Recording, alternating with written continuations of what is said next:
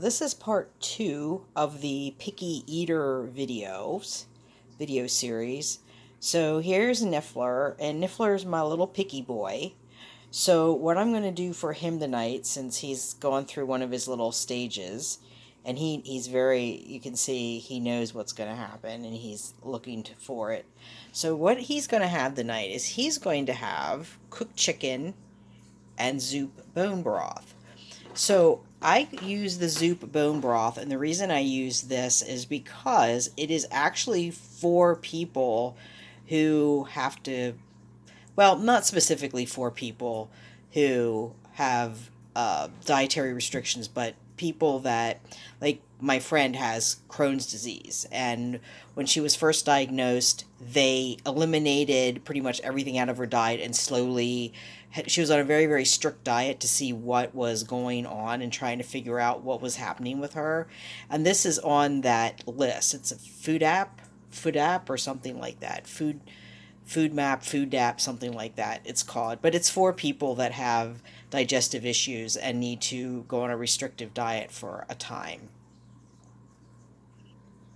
So what I'm going to do is what I do here is I use a turkey baster and I dip it in my soup. I get a nice amount, and I'm going to just put this on. I'm going to just mix this onto the chicken.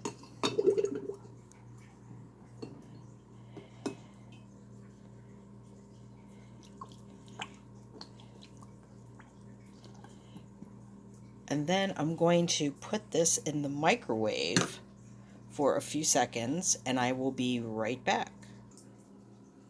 And here's my other chicken and Zoop fan, Rogue. So one of those dishes is going to him too, even though he's not a picky eater. He just, I just like to spoil him. That's the, that's the only reason he's getting chicken and Zoop. There's no real nutritional necessity for him other than I just like to spoil him, right? Because he's my baby. He's my baby boy. Yes, you are. He's my Rogister Pie baby boy. Okay, so now we're back. So I just microwaved these, and I microwaved in these dishes because, like I said before, these are the dishes, these elevated dishes you can put in the microwave, which is really wonderful. So 30 seconds, put both of them in together for 30 seconds. Um, and then I just let it cool down. Make sure that it's not too hot for little baby babby mouths. And what I'm going to do now is I'm going to add some of this, the Fortiflora, because the Fortiflora actually has like an appetite stimulant in it. So it's for cats that aren't doing well. And it also has taurine in it. So I just want to be very, very clear that this is not, okay, so I don't feed Nif exclusively this. This is just a supplement. This is just on days like this where he's being picky, he's being fussy about what he eats. He doesn't like his whatever maybe he's just eating his dry, and I want him to eat something with moisture in it. This is what we do. It's not a complete and balanced meal for him. It's not. Please don't take it like that, and don't think that you can just feed your cat chicken and Zoop and they're going to be fine, because they're not. This is not balanced. I don't do homemade food, and I don't do it for a reason, and we'll talk about that in another video. But, some people do, and they're good at it, and that's fine. I don't feel comfortable doing that. I want to ensure that they get all their nutrients and everything, so I go with commercial food and the healthiest that I can find. But what I'm going to do is I'm just going to take this and put a little bit, just sprinkle a little bit on both of these, just so he gets a little bit of this.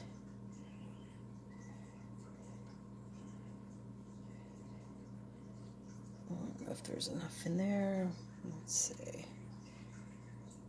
And you can see there's a lot in these little packets. I mean, one packet you could sprinkle a whole bunch, but I want him to have the taurine. So this is what I'm going to do with him right now, I don't know where he is. I'm going to find him and give this to him and see if he'll eat it. So, Niff isn't eating it right now. I tried to get him to eat on camera. He didn't want to eat. He was out in the hallway playing, so I think that's the issue, that he's just busy with something else right now. So I'll keep an eye on him and make sure he's okay, but we've gone through this before where there's been days where he's just been really fussy about things. Um, as you can see, he's a good weight and everything. He's not losing weight, he's not vomiting, he's not acting sick in any way. He's was running up and down the hallway playing. So it's just he's always been a little bit fussy, and I think that has to do with them being outside. Um, I did do a little research about cats and why they're so picky. I actually found a veterinarian that did a video on it on YouTube, and the vet was saying that it's an evolutionary biological function, which may and the way that I can't remember if it was a man or a woman vet, but the way this vet was describing it, it's basically like when cats were wild. I'm not talking about community cats or feral cats in the neighborhood, but like actual cats lived in the wild, that they would hunt according to their needs, so they could kind of tell. I mean, I think just like us, because we crave certain things, and they could tell when they were off balance, and they were enough in tune with their bodies that they would seek out what they were lacking in nutrients, which makes sense because if they were eating mice all the time, I'm sure that the nutrient composition of a mouse is different than a bird, is different than a lizard, is different than other prey that they would eat. So that makes a lot of sense. So I don't know if that's part of it. I try to feed them a varied diet. I'm going to go over here and show you what I ended up putting out for them. And, well, Rogue enjoys his chicken and soup. As you can see, Fury enjoys it too. So we'll see if we'll just there'll be some left over for Niff, and I can always give him more. But I'm going to go over here and show you what I ended up putting out for them. So Abra's dinner, and I feed, as you can tell by now, I feed everybody eats something a little bit different. So she likes, this is what I give them for treats. I give them the churu, any of these kind of wet treats. I do not like giving them a lot of dry stuff. I just don't. I'm not, this isn't to say that I think that people that feed dry are not treating their animals very well. That's not what I'm saying. There's no judgment here.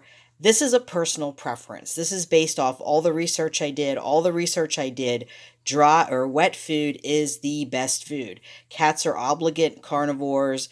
They exist on a mainly wet diet. They on a protein diet, I should say, on a protein diet, on a meat diet. They don't, I mean, yes, they eat grass. They do eat some vegetable matter, which would give them some carbs. And of course, if they're eating a mouse, what's the mouse eating? The mouse is going to be eating some vegetable matter too, but mice also eat, they also eat bugs and things like that too. So, um, you know, they, their prey often eats both animal and vegetable matter. So, but this is Abra's dish. So I don't give them, they have the dry food that's kind of their snacky thing during the day. And as you'll see when I go in there that the dish is still full, they don't really bother with it because they get wet food. So here's Abra eating with her tweet. We call it her tweet. This is how I acclimated her to being indoors. Is every time she would come in, I would give her one of these churu tweets, because I that's how I tamed her outside too. I socialized her with these tweets. With the tweets, huh? So that's why she'll come in. That's why she came in and she got used to being in, and so now she comes in to eat, and then she'll probably want to go back out. I don't know if it's raining. If it's raining, she may not. But so as you can see, they have a lot of that food left. And that'll be there to tomorrow. So we ended up with some Fancy Feast medleys. That's medleys. That's medleys. Abra's eating her salmon Fancy Feast petite that she loves so much. And then, as I said, the Friskies. They like the Friskies, the mixed grilled and liver and chicken. I don't know which is which, but that's the varieties that they like. Well, two of the varieties that they like. But as you can see, they've been eating those. So, um, just so everyone knows, like that last video, yes, they are not expected to eat expired food and food that's been sitting for 12 hours. I just did that because I wanted to do a video on picky eating, because I know a lot of people have cats that are picky, and you know, how do you deal with that? That was one thing as a new cat owner, I had no idea how to deal with it, and I still have issues dealing with it. But, we get by. And Niff is actually over there right now playing with his toy, so um he's not really interested in eating right now, but I'm sure later he'll be hitting the chicken.